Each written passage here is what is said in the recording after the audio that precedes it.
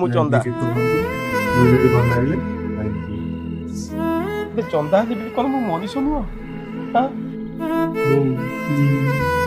ସବୁ ଝିଅ ମତେ କହୁଛନ୍ତି ଚନ୍ଦା ଚନ୍ଦା ଚନ୍ଦା ଚନ୍ଦା ଚନ୍ଦା ଚନ୍ଦା। ଆରେ ଚନ୍ଦା ହେଲି ବୋଲି କଣ ମୁଁ ମଣିଷ ମାରିଦେଇଛି ନା ଚୋରି କରିଦେଇଛି? କୋଉ ଝିଅ ମତେ ବାହାହେଲେ ତା ଜୀବନ ନଷ୍ଟ ହେଇଯିବ? ବାରମ୍ବାର ସମସ୍ତେ ମତେ ଚନ୍ଦା କହି କହି କହି କହି ମୋ ଜୀବନଟାକୁ ନଷ୍ଟ କରିସାଇଲେଣି। ଥାଉ ସେ ଭାଷଣ ଦବା ବନ୍ଦ କର। ମୁଁ ଏବେ ମୋ ବାପାଙ୍କୁ ଫୋନ କରୁଛି, ସେ ମତେ ଆସିକି ନେଇ ଯିବେ। ଶୁଣ, ହଁ ମୋ ବାପା ଭୁଲ କରିଛନ୍ତି। ମୋ ବାପା ଭୁଲ କରିଛନ୍ତି। ଆଉ ଭୁଲଟା ହଉଛି ଏଇଆ, ମୋ ଚନ୍ଦାପନକୁ ଲୁଚେଇବାକୁ ଯାଇ ସେ ଦୀପଦ ମିଛ କହିଛନ୍ତି। ଆରେ ଖାଲି ମୋ ବାପା ନୁହଁ, ତମ ବାପା ବି ଯଦି ମୋ ବାପାଙ୍କ ଜାଗାରେ ଥାନ୍ତେ ତାହେଲେ ସିଏ ବି ଏଇ କଥା କହିଥାନ୍ତେ।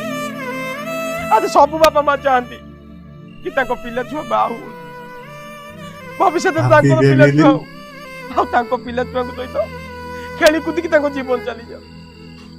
ସେଇଟା ସେ କେବଳ କରିଛନ୍ତି। এইটা কোন সে ভুল করদেলে? আর আজ যদি গোটে সরকারি চাকরি করতাম তাহলে মু মোটা কেম্পা কুচা কেড়া জেড়া যাই। তুমি মতে কেবে ଯିବା କଥା କହିଲ তা, কেবে ছাড়িকি ଯିବା କଥା মুহଁରେ ଧରି ନতা।